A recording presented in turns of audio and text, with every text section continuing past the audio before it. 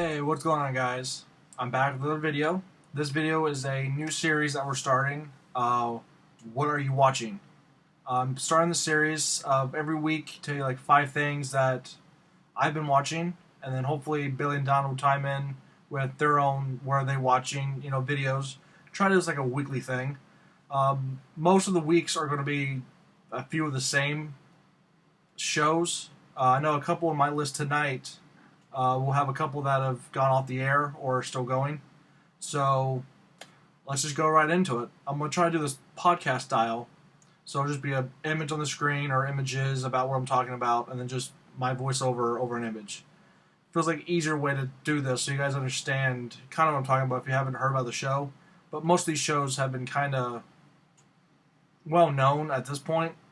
And a couple of them you might not expect or you might already expect. And one of them you probably will expect. So let's get into it. Okay, guys, first video that I've been watching this week and the last 10 weeks has been Rick and Morty Season 2 on Adult Swim. This show is... what's the best way to describe this show? This show is just freaking insane, stupid, nonsense, just ridiculous. Or ridiculous, if you like the show. You already know that little pun there. The show is on Adult Swim, Sundays. The second season actually ended last week. There is a third season coming, but according to Mr. Poopy Butthole, a character in the show, if you already know, it might be a year and a half. So if you go to AdultSwim.com, you can watch some episodes there. Not sure where else you can. It's not on Netflix yet. I know you can get iTunes and probably Google Play, but if you haven't seen the show, or if you watch Adult Swim and you've seen the commercials for it, you have to give it a chance. Because when I saw the first commercial last year for Season 1, I was like, this show's stupid. And then the more I saw it, the commercials, I was like, I give it a chance. And actually, the first episode I watched, God, what episode was it? I forget what episode. I really forget what episode. I want to say it's Lawnmower Dog? Yeah, I think it was Lawnmower Dog. It was right after the pilot, so I kind of caught on early. But Lawnmower Dog is the second episode of the season. And without saying how much, it's about Morty's dog that gets sentient life from Rick, little device, and just stuff happens, and it's just hilarious. The cast members, you might recognize some of them. Chris Parnell, who was from SNL, also plays Cyril Figgis in Archer. And Sarah Chalke, who was the second oldest daughter in Roseanne, and you may remember her as Elliot Reed from Scrubs. She plays Beth, and Chris Parnell plays Jerry. And written and co-created by Dan Harmon, who I only know from Community, which is another hilarious show, and also the voices of Justin Roiland, who most of you will recognize the voice as the Lemon Guard from Adventure Time. I haven't really watched Adventure Time, but I recognize the voice from commercials and friends that have watched it. But really, this show, you have to give this show a chance. Like, first season was great, and then the second season was just better. Just because episode 5 is Get Swifty. That song's amazing. The show is Adult Swim, so you automatically know it's going to be like kind of like Robot Chicken, Family Guy humor. But the thing with this is, like Robot Chicken, just kind of like pop reference gags and jokes. There is continuity with Rick and Morty. It's subtle, because sometimes you can, clear as day, see, okay, well, they continue on, but some things, like visual things, like a hole in the roof or a crack in the sidewalk, stay throughout the seasons, and it's hilarious, because like second, third viewing, you're like, holy crap, that's the crack from this episode, or that's from this. It's really a great show. I recommend it highly. In fact, I'm going as Rick for Halloween this year. Basis for Rick and Morty is based off of Back to the Future, Doc and Marty. And you can see it from like the first episode or so. You can kind of see it's like a drunk Doc, and then Morty's just, oh, I don't know, Doc, I don't think so, stuff like that, kind of judging and kind of second guessing, but will eventually do whatever Doc says. Just like Morty, he'll do whatever Rick says, even though he'll cry and complain, but he still ends up doing whatever Rick says. So, like I said, second season ended last week. The second season is 10 episodes. Season 1's 11 episodes. I know season 1's on Blu-ray and DVD already, and you can watch it. I think season 1's on Adult Swim. If not, iTunes or Google Play. Maybe Hulu. I don't know what shows are on Hulu, and it's not on Netflix yet. But this is one of the shows that I recommend buying because it's going to be hours and days of just playback. Like I've been watching the Adult Swim .com just back and forth, and whatever I have in my DVR.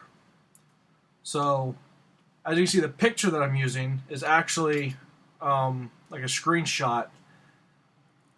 They have stupid faces. Like, I can't explain like what mouth that Rick is doing. It's like I can't explain it. I can't. But basically, from this one picture, you can see that Rick doesn't give a crap about anything else but himself. And Rick's talking, or Morty's talking, and Rick's just not listening. Which is basically the whole premise of their relationship. Rick does what Rick does, and Morty will follow along, complain, but still loves his uncle. Oh yeah, Rick's Morty's uncle. But that's enough talk for Rick and Morty. So let's move on to our next show. And you guys probably figured out that on my watch list this week is Power Rangers Dino Charge. This episode was I think it was a pretty good episode. It showed more of the team now with Ivan's inclusion. They worked better as a team because last week we saw that Tyler and Ivan, didn't really work as a team, and now they're all best friends again. We saw the Dino Armor X Charger, the Dino Shushis Charger, Charger number 13, I believe. The orange alligator-looking dinosaur for others who have the Chargers, or saw the upcoming Zord Builder toy that's coming out, I think, end of this year or next, part of Supercharge. But this episode had some original footage because you can tell the difference when they use original and American now, thanks to the American Gold Ranger suit. It's more tan than metallic brown. The Sentai footage, the Gold Ranger is like a shiny metallic gold, and the American is like a flat gold and brown. So that's a good way to tell when they're using original gold and Sentai gold. Also, I noticed that the American colors for the suits are more brighter, like they pop on screen, and the Kirager footage for Sentai, it's not as bright because America likes to make kind of like bright shows, while the Japan Sentai is kind of darker. And I noticed that when we use, you can look now, especially because everything's in HD, the American footage is bright, crisp, beautiful, and then you go to the Sentai footage and it's kind of darker, not as bright. So that's a good way to tell. But the episode ended with, a nice lesson for the kids out there, always be yourself, don't make fun of others, you'll hurt their feelings, and then your magic powers will stop working. I don't want to spoil anything, so I'm not going to say much about it, but basically the whole episode was, if you don't act yourself, you don't believe you're continuing to act as yourself. I'm saying this really weird. Basically, if you're not your true self, you can't live up to your potential. I guess that's the silver lining there. So, this episode, I believe, is the one before the Halloween. We get the Halloween episode next week, and then I believe after that we see the Gray Ranger make its appearance. Which again, the American Gray Ranger, the sleeves are blue, so that's how you can tell if they're using Sentai footage or original footage. And I believe the Gray Ranger's debut has a lot of American footage, which is great for the season because it's mostly American footage. Like the ratio of American to Sentai footage is really great this season. So if you haven't watched Power Rangers Dino Charge yet, what are you doing? I believe episodes are on nick.com. And I believe that's the only place to watch it outside of reruns. I don't. Hulu stopped carrying them this year, I believe. So, it's Power Rangers, it's dinosaurs. They're not using in the show. They're not using like any anniversary things. Not like last year where the Megaforce team was basically a rip off the Mighty Morphin team.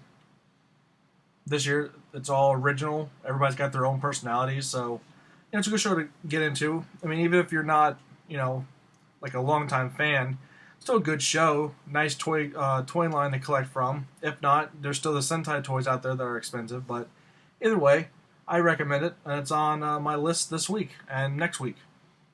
So it's my continuing thing until the finale in December, and then that short 2-month wait until the next season comes out. So that's number 2 of my watch list. And my number 3 pick for this week is Limitless, the new TV show based on the movie Limitless, which had Bradley Cooper. And this one, it kind of follows after the movie. So it basically has Bradley Cooper's character, Eddie Mora, kind of continuing what he was doing in the movie. He's in, the government doing what he's doing great. He's still taking NZT because he fixed the problem where, if you take too much, there's side effects that could kill you. So we start the series with Jake McDermott's character Brian Finch, who is a nobody loser, trying to be an artist or a musician, even though it's going nowhere. He runs into an old friend who used to be in his band, who's now a successful business person, and basically says, "Hey, I found this drug. Don't say anything. I'll let you have a sample." Brian took it, and he unlocked his entire potential. Became awesome, but when it wore off, he tried to go get more, but his friend is dead, and basically the police come in right when he's there, so he's mistaken as the killer. So he finds the NZT, runs after taking it, figures out how to escape and hide, and then basically is trying to help the FBI figure out the murder to clear his own name. And by doing so, he gets to help his dad, who is recently sick. So he helps his father out. He clears his name of, murder, and also runs into Eddie Mora, who basically says, "Look, if you want to keep taking the drug, that's fine, but you're going to do what I want you to do. You take this serum. This nurse shot him with the serum to counteract the effects, and said, you're going to work the FBI. You're going to do what I say, and as long as you do that, you can have as much NZT as you want." So now Brian Finch is working with the FBI. His partner, Rebecca Harris, who's played by Jennifer Carpenter, basically his only friend in the FBI. She, I guess, sees a soft spot and tries to help him out as much as she can. And while he's not on NZT, he's kind of just a dumb person who doesn't really do anything besides screw up. But on the NZT pill, he's now solving, FBI cases in seconds that took some of them months and years to figure out. So he's an asset, but, he can't tell his family anything about the NZT. He can't say how he got the FBI job. All he can say is he works at the FBI as a consultant, because as soon as he tells anybody about Eddie Mora or the NZT, he'll have his whole family killed. So I've watched the first 2 episodes. I was kind of hooked on the first episode because I liked the movie a lot. So even if the first episode wasn't as great as it could have been, I was already sold on the premise right from the start. And the second episode really helps out, especially because you're introduced to basically Eddie Mora's right-hand guy, who is now taking over as, I guess, Brian Finch's boss. So things are about to turn. And the third episode airs on the 13th, so this video will air after it airs. So, but this is on my weekly watch. It's on my DVR. If it gets canceled, I'll be sad, but as long as it's continuing, it'll be on my DVR. So that is number 3. And number 4 on my weekly list is Castle on ABC. Many of you are familiar with Castle, I hope. It's a great show starring Nathan Fillion and Stana Katic. I think that's pronounced your name. Basically, it follows the adventures of Richard Castle, a world-famous novelist who basically got the idea to write a new book using Stana Katic's character Kate as inspiration. And basically, the whole premise of the show was their love story of how they first met, got into the nerves a bit. She liked him, he liked her. They didn't get together. She didn't want to do anything. Basic TV show kind of love story. Don't want to get into everything because it's 8 seasons. Eighth season premiered a couple weeks ago. But the thing about season 8 so far is that Rick and Kate are separated right now. And apparently that's to bring the show back to its original season where you don't know if they're going to be together or not. Because the last few seasons, you know that no matter what happens, they make up and then, you see them on the couch just like nothing ever happened. And this season kind of brings back the original where they're not together. They're not shown together at the house anymore. She moved out for her own personal vendetta, her own crime solving that no one knows about but her and her old FBI partner's intern or somebody, I forget. Basically, it's just she's going, vigilante style outside the precinct because she doesn't want Rick involved, because if he's involved, then he could die, and then his entire family could die, her family could die, her friends could die. So she's separating business and pleasure and making sure that when she comes back to Castle, everything's fine, there'll be no more danger. And I kind of like that idea because the last couple of seasons have been kind of hit and miss, and seeing them to separate and him trying his hardest to get her back is kind of getting back to the way the original few seasons where you don't know if they're going to get together or not, but I mean, we kind of can guess that they're going to get back together, especially if season 8 is the final season, even though last year was supposed to be the final season. They're not going to end, the show on a divorce. So we know eventually they're going to get back together, just like we kind of figured out that they were always going to end up together anyway. So, I mean, it's kind of bringing back the season 1 formula. He comes in, helps solves the cases, gets on her nerves, but she doesn't want him not there. So, so far it's ended up pretty good. We'll see how it is. I believe season 3 aired tonight, the 12th. So this will air after that episode, but before the new episode. So, I mean, if you want to catch it, watch an episode for season 8, see if you like it, then go back. And I believe the DVDs are pretty cheap right now. I think they're like $15 for the seasons 1 to 5, 15 each, and then 6, 7 are probably expensive because they're recent.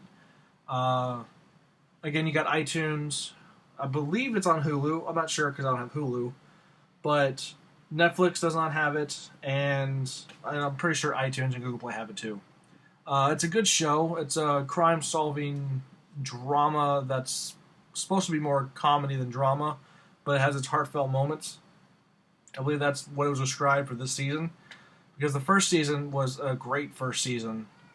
So we'll see how it goes, and definitely, if you like these kind of shows, especially if you like Nathan Fillion just because he's awesome, you need to check it out. He's a hilarious guy, and I got introduced to Nathan Fillion through Castle, and then I went back to the catalog and found out Firefly, Dr. Horrible Sing-Along blog, all that stuff. So definitely check it out, and that's my number 4 pick. And my last video for this extremely long video is Agents of S.H.I.E.L.D. This show is one of the great shows out there, I believe, if you're into superheroes and Marvel in general, because it kind of ties in the movie universe to a smaller screen. So it's its own adventures, but there's still elements that you see in the movies, and also you get a sense of, oh hey, they just mentioned hammers and and Iron Man suits, and they mentioned the Avengers movie, the attack on New York. They mentioned sky or cities falling from the sky. So it's a great show just to kind of see what happens after the big movies.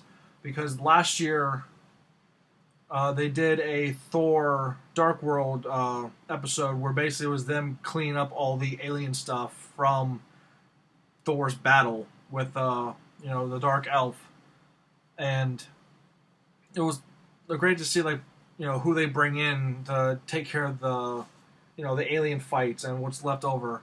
And I believe there's going to be another ABC show coming out where it's basically just the cleanup crew. It's a whole series based around the lives of the people that are cleaning up the cities. So I imagine Agents of S.H.I.E.L.D. mixed with The Office. And just saying that out loud just now makes me want to see that show, like, really, really badly. Like, I need this in my life. Like, I just picture Coulson just staring at the camera, a little smirk, just like Jim from The Office. If you guys aren't aware of The Office, it's on Netflix. Check it out. I believe the English and the American versions, and I definitely recommend both. But this season of S.H.I.E.L.D. is all about the Inhumans and Daisy. I said Daisy. I've been saying Sky all week. If you haven't seen season 2, watch it. It's on Netflix. Basically, the whole episode of last season, the premise was figuring out why Coulson was writing Alien, figuring out what the language is, figuring out, that whole idea, like, why are they doing this? Where are they leading? That map that Coulson drew, what is it? You figured out it's Inhumans, Kree, Terrigen Mist, and all that magical nonsense to get around from not using the mutants in the movies, which is hilarious. I know Inhumans have been around for a while, but the only reason why Inhumans are getting such play now is the fact that Marvel can't use mutants in the MCU. In fact, they can't even say mutant because Fox owns the word mutant. That's why no one has mentioned any type of mutants really in the MCU, because they can't say mutant. Because Fox owns it and wants money for it. So they're using Inhumans, which is kind of like a better version of mutants, because now they're alien and not just weird DNA messed up people. So we don't get Wolverine or the X-Men, but we get Quake. We get just amazing people this season. And I'm hoping that the Inhumans featured in Agent of S.H.I.E.L.D. this season will have an appearance in the Inhumans movie in 2019. Like, if Daisy doesn't lead a team in that movie, then there's no point having Agent of S.H.I.E.L.D. TV show, and the whole It's All Connected makes no sense at all. Because it won't be connected if you have an Inhuman movie and not mention the Inhumans that have been introduced to everybody in preparation for said movie is not in the movie. So I have my own rants about It's All Connected, because it is and it's not. And I'll probably do a whole new video on that sometime soon, because it's just building and building. But back to the main focus of this, Agents of S.H.I.E.L.D. Season 3. Start off with Daisy leading the team and trying to figure out to get all the Inhumans safely into S.H.I.E.L.D., taken control of.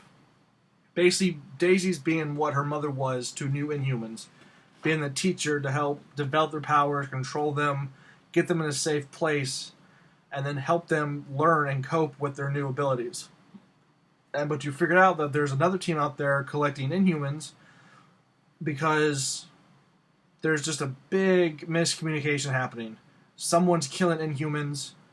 The government thinks it's S.H.I.E.L.D. S.H.I.E.L.D. thinks it's the government, so they're trying to get the Inhumans at the same time and figure out, if it's not me, it's not you, who is it? And that's, I think, the overarch for this season is who's killing Inhumans, which you kind of see who does at the end of the episode of the first season. But this season so far has been great. It's been 2 episodes. This video will air after the 3rd video, which would be the 13th. So, another great ABC show. So, I believe I'm going to end here. This video is probably like 20 minutes long, and you guys probably won't even make it to this part of the video. If you do, congratulations, you win the internet. As Chris Hart would say, points. Those are my 5 TV shows that are on my DVR list every week. Rick and Morty, Power Rangers Dino Charge, Limitless, Castle, and Agents of S.H.I.E.L.D. These aren't the only shows I watch, but these are the 5 that I've been watching more of. So hopefully in the next video, either it will be me discussing 5 more shows or 5 movies that I've watched, or some other, what are you watching this week sort of thing. Because, again, I watch TV a lot during the week, and these 5 aren't even, a fraction of what I watch each week. So I have more recommendations, more stuff. Hopefully we get Billy and Don in this. They show you what they're watching, stuff like that. And hopefully we got a new series out. And I believe that's it for this. So if you guys like, the same shows I liked, comment below. Let me know what you think. Also, let me know what you think of this podcast style video. If you guys like this style, I'll continue developing this idea farther. Because I like the podcast format. So if I can do this more often, I would love to. I'd get more videos knocked out faster this way. So let me know below what you guys think. If you like the old way, let me know. If you don't like this at all, let me know. And hopefully we'll get more content out there for you guys to enjoy. So thank you very much. Have a good week. Enjoy the TV shows. And I'm out.